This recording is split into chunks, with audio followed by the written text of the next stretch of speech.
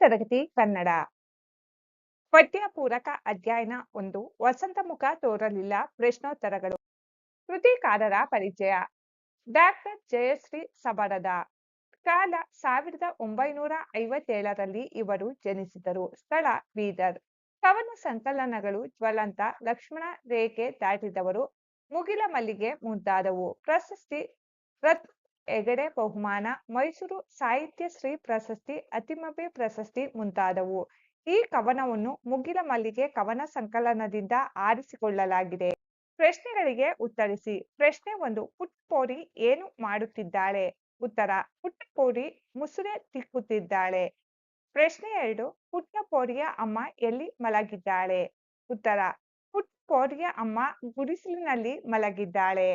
ಪ್ರಶ್ನೆ 3: ಯಾರಿಗೆ ವಸಂತ ಮುಖ ತೋರಲಿಲ್ಲ? ಉತ್ತರ: ಕಮ್ಮಾರ, ನೇಕಾರ, ಕುಂಬಾರ, ಕೇರಿಯ ಮಾರನಿಗೆ ಮತ್ತು ಪುಟ್ಟಿಗೆ ವಸಂತ ಮುಖ ತೋರಲಿಲ್ಲ. ಪ್ರಶ್ನೆ 4: ಪುಟ್ಟಿಯ ಪ್ರಶ್ನೆಗಳೇನು? ಉತ್ತರ: ಗುಡಿಸಲೊಳಗೆ ಬರಲು ವಸಂತ ಹೆದರಿದನೆ. ಹರಿದ ಚಿಂದಿ ಬಟ್ಟೆಗಳ ಕಂಡು ಅವನು ಮರುಗಿದನೆ. ಇವು ಪುಟ್ಟಿಯ ಪ್ರಶ್ನೆಗಳಾಗಿವೆ.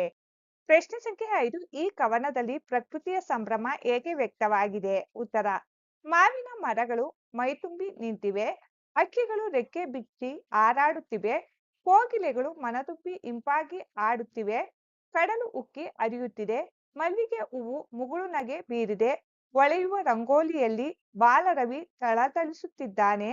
ಈ ರೀತಿ ವಸಂತ ಮುಖ ತೋರಲಿಲ್ಲ ಕವನದಲ್ಲಿ ಪ್ರಕೃತಿಯ ಸಂಭ್ರಮ ವ್ಯಕ್ತವಾಗಿದೆ.